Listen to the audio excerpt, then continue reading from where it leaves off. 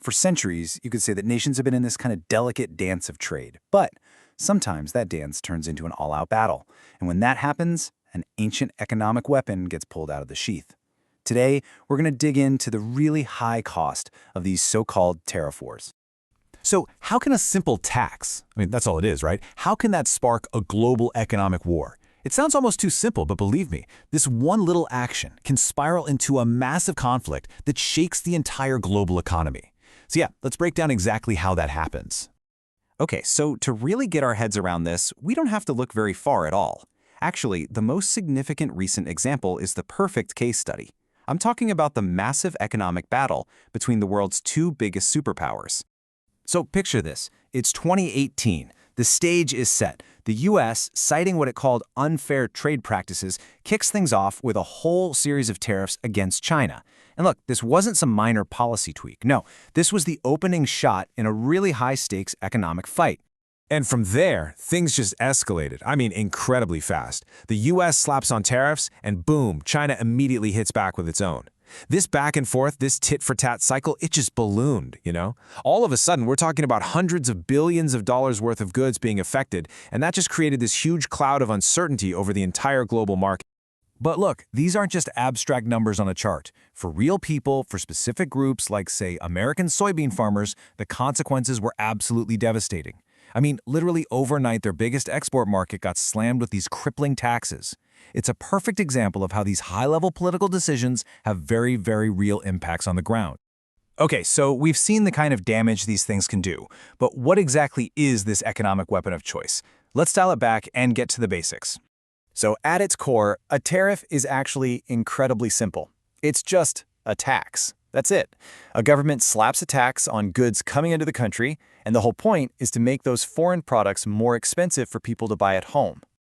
Right. So why do it? What's the point? Well, there are usually three main reasons. The first big one is to protect your own homegrown industries from cheaper foreign competition. The second, well, it's a straightforward way to raise money for the government. And third, and this is a big one we just saw, it's a powerful way to put political and economic pressure on another country. Now, this idea of using tariffs as a weapon, it's not new, not by a long shot. But history gives us this really chilling, cautionary tale about what can happen when this strategy goes completely, horribly wrong. Look, tariffs have been part of the economic playbook for centuries, all the way back to the mercantilist empires through early America. But there's one date on this timeline that really stands out: 1930.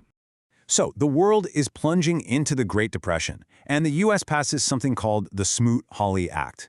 And look, on the surface, the goals seem pretty noble, right? Protect American farmers, protect factory workers from foreign competition, save American jobs. The idea was to build this big, protective wall around the U.S. economy. But the result was a complete and utter catastrophe. Global trade didn't just slow down a bit, it collapsed. It fell by an estimated 2/3. That protective wall they wanted to build, it ended up being a prison. See, other countries didn't just sit back and take it. They retaliated. They hit back with their own tariffs. And this kicked off a global trade war that just choked off commerce everywhere. It made the Great Depression deeper and last longer for everyone. It is like the ultimate lesson in unintended consequences. And all of that brings us right back to the modern era. Now that we have that historical perspective, we can get a much better handle on the really complex ripple effects of the trade disputes we see today.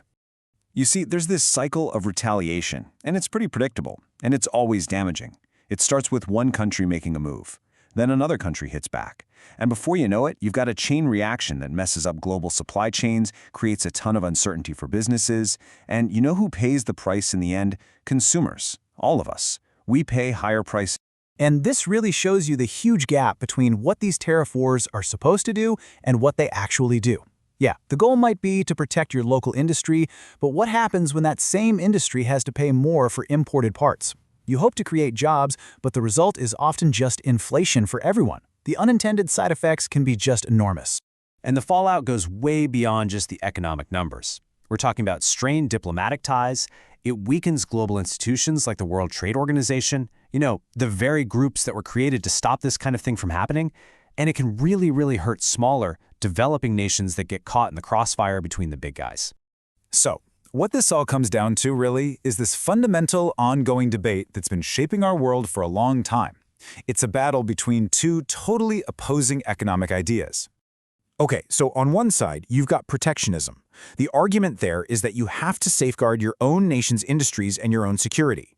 On the other side, you've got free trade. Its champions say it promotes efficiency, it gives consumers lower prices, and it pushes the idea that countries that trade with each other are way less likely to go to war. And you know what? Both sides have valid points, which is exactly why this debate never seems to go away. But when you look at it all, the history and the modern examples, there's one lesson that comes through loud and clear. Tariffs are a double-edged sword. For sure, they can hurt your target, but they almost always swing back and hurt you too, not to mention the wider global economy. In a real, full-blown tariff war, there are very, very rarely any true winners. And that really just leaves us with this one big, lingering question for the future. Our world is more interconnected than it has ever been, which makes a choice even more stark. So, is the path forward going to be one of conflict, where we just keep using old weapons for new battles? Or will it be a path of cooperation, where we finally recognize that in this global economy, we pretty much all sink or swim together?